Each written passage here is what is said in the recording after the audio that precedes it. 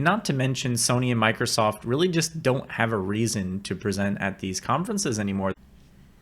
Hey guys, Gaming with Passion. The podcast is back to its old and original form with no guests. So today we're going to be talking about E3 being canceled. We're going to talk about the game that I'm passionate about for this week.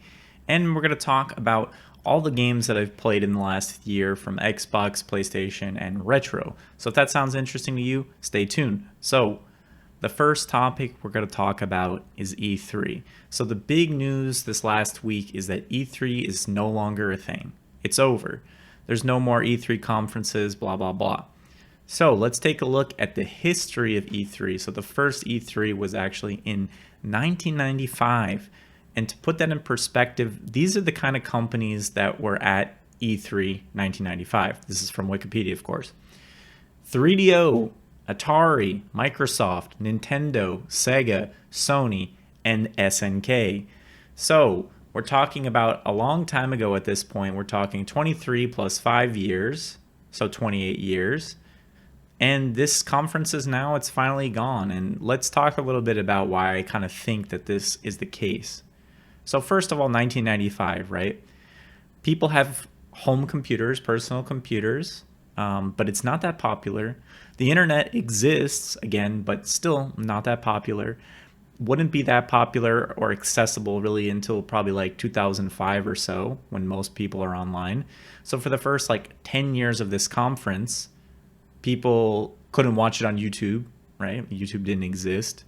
So this is a conference that's for people in the industry, game developers, game publishers, retailers that are trying to buy games. So they're looking at games that are coming out in the pipeline and they want to bring to their store, to their company, blah, blah, blah. And the attendance of these conferences ranged anywhere from probably 10,000 to 100,000 people. So as time went on, everything fluctuated. You know, the popularity of video games came and it went and came back and all this different stuff. But like I mentioned, as things got later and later, it kind of became the staple event for video games. Like, this is what you need to pay attention to if you want to know what's happening, which games are coming out. And if you think about it nowadays, there are so many different conventions, game shows, showcases. Nintendo has their own showcases. So we don't really need this video game industry huge conference. And that's probably one reason why it doesn't exist anymore. And then the second reason was COVID hit conferences really hard. The conference, because of COVID, wasn't in person for a few years. And I believe in 2019, supposedly this conference was finally open to the general public. And then COVID happened. They probably got hit for a lot of money. They probably had contracts with venues, but people just weren't able to go because of the COVID restrictions. So that really put a damper on everything. And not to mention, Sony and Microsoft really just don't have a reason to present at these conferences anymore. There's so many other means that they can do it. They can do it on their own timeline. They can do whatever they want. They can keep everything together. So it just kind of doesn't make sense anymore. I mean, think about how many different conventions there are that are related to video games. You have pretty much every major city has some type of Comic-Con. You have retro video game conferences. You have computer game conferences. You have TV show conferences. Like, there's so many different things out there. And there's just anime conventions. There's just not a reason to have everything all together. And a lot of this announcement thing and whatever, it all goes on other places. Like I said, either streams, which are now bigger than ever. 1995 streams weren't really a thing. And yeah, just doesn't really exist anymore. And I can't say that I'm surprised to hear this. I know this news was really shocking to some people, but other people, you know, obviously the conference hasn't been doing super well and there just weren't a lot of people in attendance. So you have to think about it also from a business standpoint. E3 is a business. They need to make money. How can they make money? Their biggest partners are pulling out just like any other company. So I think another part of the COVID element as well is I think most people's companies, myself included, during COVID, realize that people can work from home and it's not a big deal. They won't lose productivity. There may be something under the E3 name, maybe somebody buys it in the future, but there's just not really a reason to have it anymore. And I think it's probably overall like a net positive for the gaming scene. It just allows things to be done through other venues. So if you guys have any interesting comments or pieces of information about E3, let me know in the comments, and let's move on to the next topic.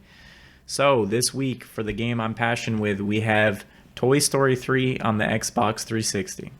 This is kind of like an action adventure game with mini games thrown in, and it's a collectathon. Just a really, really well done Disney game. Great use of the Toy Story franchise and license. And what's really actually kind of interesting about it is this game is kind of what Disney Infinity would become. The collectibles, leveling up certain aspects of your town and different things like that. That pretty much all was taken, and I believe it's even the same developers. I mean, here it lists Disney Interactive Studios and Avalanche Software, but they kind of took this formula and expanded it to more Disney characters. But it is a very fun game, and there are several different versions of this game. I think the DS game is different.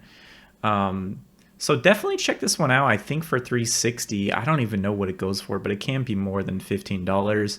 And I would recommend it's a pretty fun time. So definitely check out Toy Story 3 for Xbox 360. Okay, so for the next part, like I mentioned, let's talk about some games I played this year, what I've been playing the most. I just think it's a fun thing to kind of wrap up this year 2023 as we look into the next year. And it's just something in general I think is interesting because you can kind of see like where you put the most of your time in. So this website, True Achievements, they always do this thing where they'll show like your highlights. So like if I look at mine right now, it says the most game that I played on Xbox 2023 was Digimon Survive, which is no surprise because I played this game a lot in the beginning of the year. I'm on my second playthrough, and also I left this game idle a lot. So I'm not sure how much of this is really accurate, but I do believe I played it quite a bit. I would say it's 20 to 30 hours at least. So I played 33 different games. I got 152 achievements. And I had a fun time gaming on Xbox. I kind of, in 2023, took back Xbox as my primary console from PS4. And as I've transitioned into the Series X, I don't know what it is. I like the backwards compatibility. And for whatever reason, I just enjoy Xbox more than PlayStation right now. Be that as you will. So now let's hop into the actual games I played this year.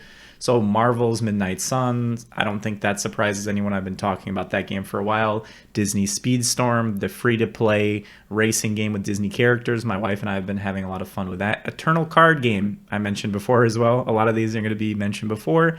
Basically Magic the Gathering, not Magic Arena. One of my favorite card games I've ever played. If you haven't played it, check it out. Killer Instinct. So they just recently released the Killer Instinct Anniversary Edition, I think they're calling it, for Xbox Series X. But it's pretty much the same game, just polished up. And I believe if you've ever bought anything Killer Instinct, you get all the characters for free now, which is huge. I can't talk highly enough about Killer Instinct. It's one of my favorite fighting games, if not my favorite fighting game right now. If you haven't played it yet, this is the best way to play it, so check it out. Skylanders Giants, which I just posted a video about. The first Skylanders, those are games I've picked up and I've had the figures for so long. Really just wanted to get through a bunch of those games, so I've been playing those. The Mortal Kombat 9, I was playing with my wife. We talked about that. Lost Odyssey, that's another thing in the beginning of the year. I'm on this super late game grind of Lost Odyssey. It's a JRPG. Really grindy at the end. I was trying to grind out some of the achievements before I went to the final disc. And I think I'm going to end up giving up on it and just completing the actual story of the game because Lost Odyssey has a great story. I want to do a video about it at some point, just haven't got around to it yet. Okay, Rise of Nightmares. I was playing that around Halloween time. Didn't finish it yet, even though it's really great and I would like to. Got to get back to that. Cars 2, the video game. Solid racing game. Played a bunch of that. Spider-Man Friend or Foe, which is kind of like the Marvel Ultimate Alliance or Gauntlet style game, action RPG, like Diablo light, because it's super easy, kind of meant for kids. My copy of that is scratched, so I still haven't been able to finish it, but I was looking to 100% that game. Sonic Free Riders, we won't talk about it. Ultimate Marvel vs. Capcom 3, played that with my wife a bit. Madagascar Karts, the Madagascar movie kart racer, had some fun with that. Are You Smarter Than a Fifth Grader? My wife and I played that quite a bit. We got that from a thrift store, had a lot of fun with that. Marvel Ultimate Alliance Xbox 360. I have the gold edition of that game, which comes with the DLC characters. In the beginning of the year, I played a ton of that, beat the story finally. I beat the story of that game multiple times, but did it again. Disney Fantasia Music Evolved. Again, we had a video about that. I really enjoy that game, haven't completed it yet, but got very far. Session Skate Sim. This is actually another one too, which I think I just played in the very beginning of this year. Really good, realistic skateboarding game, but not like Tony Hawk at all. Very hard to get into. I had a hard time playing it, but I had a lot of fun when I did.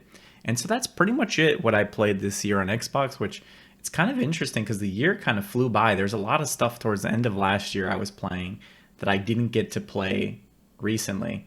But actually, no, I think there is a few more. So I also played Lego Dimensions, which I'm very close to completing as well. That was another one I've had the figures for a while, wanted to get through, made that video. Vampire Survivors, last year's standout game, kind of really, really fun game if you've never played it. Yeah, that was it. So that's the Xbox side. We're going to go to the PlayStation side. I'm not sure how many PlayStation games I really played this year. Okay, so I think for this year on the PlayStation side, one thing I was trying to do was play Mega Man Zero XY Legacy Collection. I realized through replaying that a little bit that it's extremely hard. I didn't want to do the super easy dumbed down difficulty mode, so I kind of just dropped that one, didn't play very much of it. Play a little bit more Red Faction Guerrilla Remastered, which is one of my favorite games, the original at least. If you've never heard of that game, definitely check it out. Even the remastered version goes for really cheap, so check that one out. Castlevania Requiem I played a little bit. That's the one that has Symphony of the Night and Dracula X, and that's one that I tried to clean up the achievements in, but just never really got that far. I played Dragon Ball Z Kakarot, which I wasn't really a huge fan of, so I just played a tiny bit of it. Scott Pilgrim vs. the World, the game, wanted to finally slug through that on the PS4. Still didn't complete it, but played a little bit more of that. Binding of Isaac Rebirth is something I pick up from time to time. My brother has it, and I always play a little bit of it, but I never play with it for that long without getting bored of it, unfortunately. Played it on PC a ton. Just wanted to play the PS4 version. Okay, yeah, the biggest one for me was Mega Man Battle Network Legacy Collection Volume 1.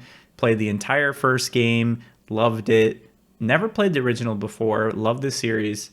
And so that was probably my top game of the year for PlayStation that I played.